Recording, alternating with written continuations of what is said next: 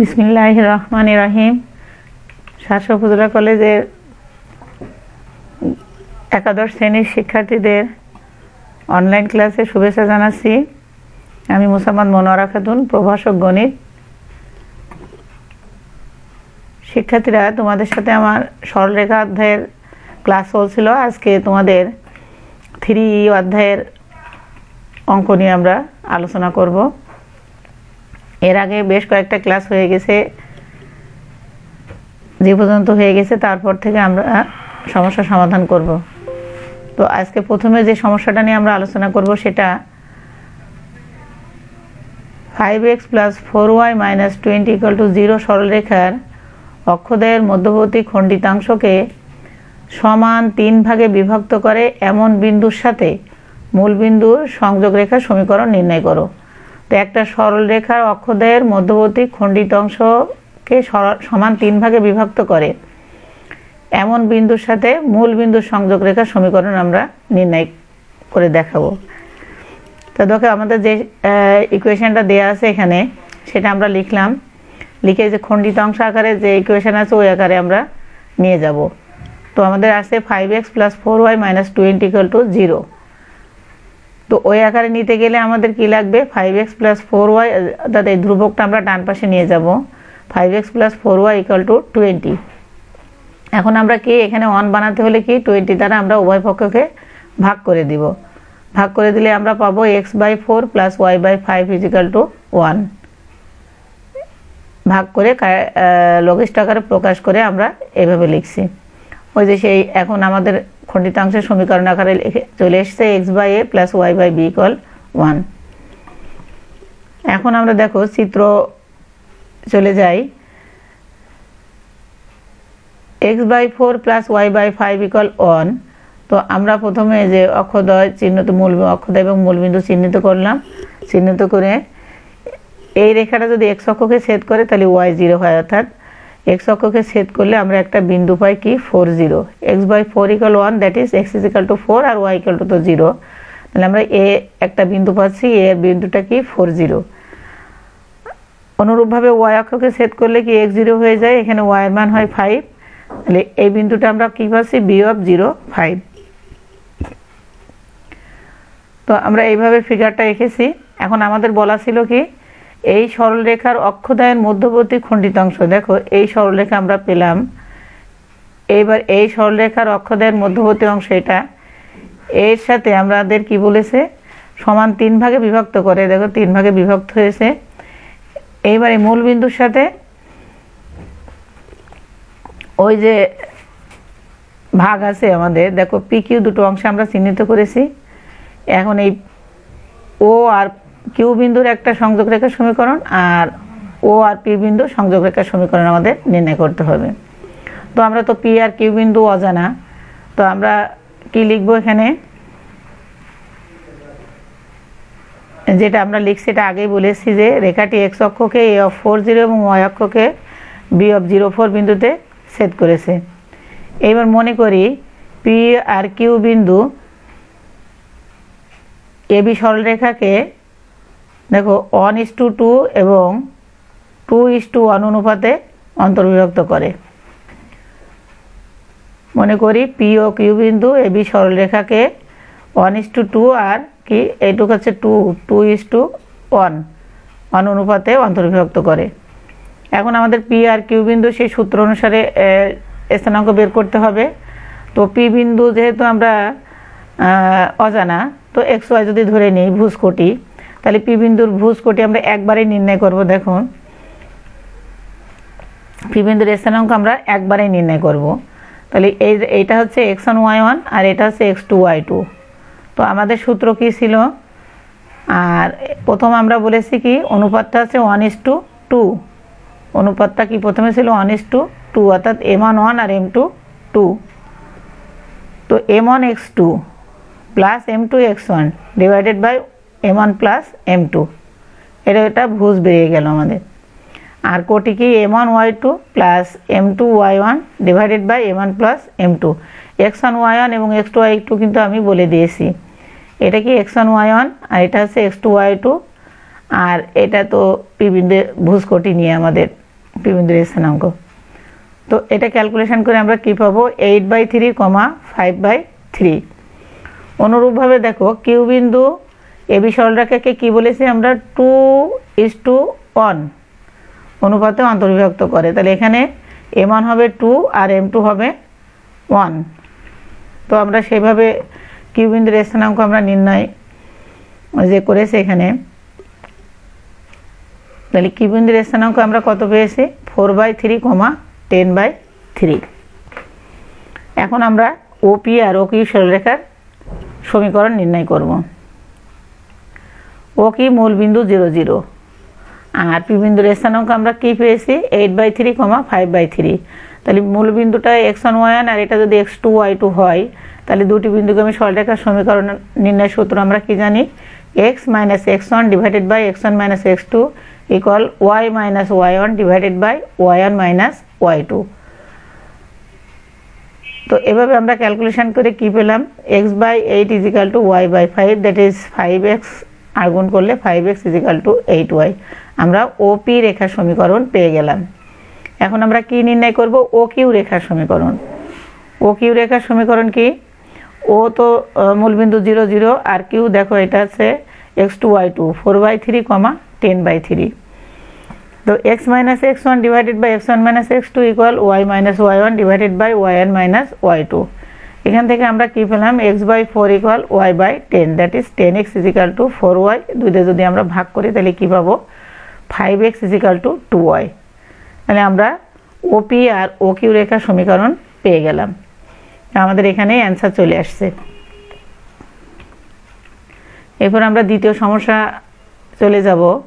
2 নম্বর সমস্যাটা আমরা পড়ি, x is equal to 3, x is equal to 5, y is equal to 4 এবং y is equal to 6 রেখাগুলি দ্বারা উৎপন্ন আয়তের কর্ণদ্বয়ের সমীকরণ নির্ণয় করো।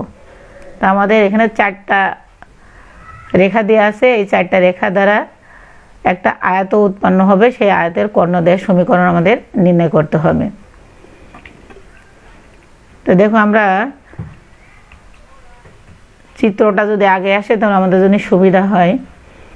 x is equal to 3 আমরা কিভাবে আঁকবো, x is equal to a, সেটা কি y অক্ষের সমান্তরাল সরলরেখার সমীকরণ।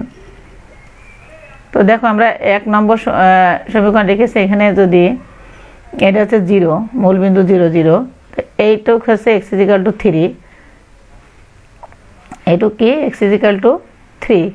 তো x is equal to 3 রে আমরা কয় নম্বর সমীকরণ চিহ্নিত করেছি, 3 নম্বর। তা দেখো x is equal to 3, এই যে এই রেখাটা 3 নম্বর, এই রেখাটা 3 নম্বর। তারপরে হচ্ছে x is equal to 5, আমরা দেখি x is equal to 5 কই, এই যে x is equal to 5, এটা আমরা 1 নম্বর দ্বারা চিহ্নিত করেছি। তোমরা অন্যভাবে চিহ্নিত করলেও পারবে, 1 নম্বর এটা দিয়েও যদি করো তাও হবে। এরপরে দেখো y is equal to 6, y is equal to কি, a x অক্ষে সমান্তরাল সরলরেখার সমীকরণ।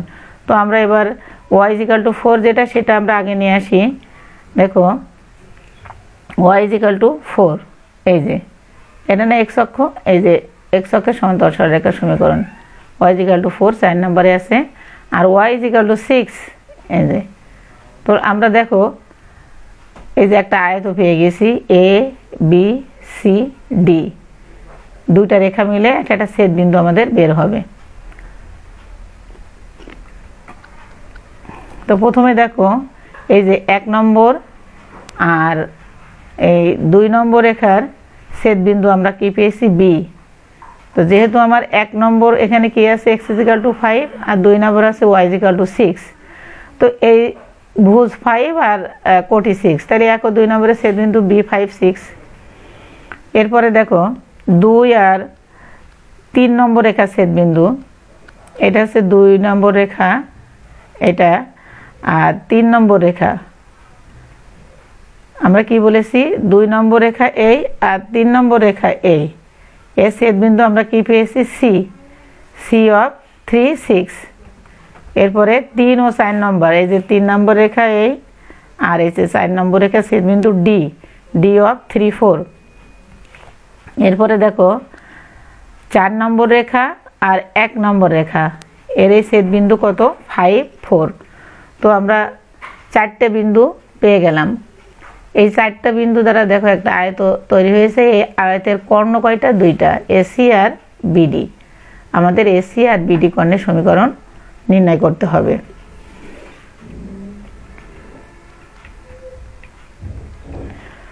তো আমরা এ আর সি বিন্দুর স্থানাঙ্ক যদি জানি তাহলে আমরা কি এসি কর্ণের সমীকরণ নির্ণয় করতে পারবো। এ কত? 5 4 আর সি 3 6। এটাকে যদি তোমরা x1 y1 আর এটাকে যদি x2 y2 মনে করো তাহলে কি x minus x1 divided by x1 minus x2 equal to y minus y1 divided by y1 minus y2। এভাবে ক্যালকুলেশন করে আমরা কি পেয়েছি দেখো, 8 গুণ করে y মাইনাস 4 2 দ্বারা ভাগ হয়ে যায়। এখানে y minus 4 is equal to minus x plus 5, that is x plus y minus 9 equal 0। AC কর্ণের সমীকরণ আমরা পেয়ে গেলাম। এরপরে আমাদের বিডি কর্ণের সমীকরণ। তো বি বিন্দুর স্থানাঙ্ক 5 6 আর ডি বিন্দুর স্থানাঙ্ক 3 4। তো দেখো এক্স সেই একইভাবে x minus x1 divided by x1 minus x2 equal to y minus y1 divided by y1 minus y2। তো এভাবে করে আমরা যে সমীকরণটা পাবো সেটা কি দেখো, x minus Y plus 1 equal to 0। আমাদের কিন্তু চাইছিল দুইটা কর্ণের সমীকরণ নির্ণয় করো, আমরা দুটো কর্ণের সমীকরণ পেয়ে গেলাম। এখানে আমাদের উত্তরটা চলে আসছে। এরপরে যে সমস্যা নিয়ে আমরা আলোচনা করব 3 নম্বর সমস্যা। সমস্যাটা কি দেখো তোমরা, দেখাও যে y ইকুয়াল টু mx। এটা কিসের সমীকরণ? এটা কিন্তু মূল বিন্দুগামী একটা সরলরেখার সমীকরণ। y ইকুয়াল টু mx, এটাও মূল বিন্দুগামী সরলরেখার সমীকরণ। এবং y ইকুয়াল টু b রেখাত্রয় দ্বারা উৎপন্ন ত্রিভুজের ক্ষেত্রফল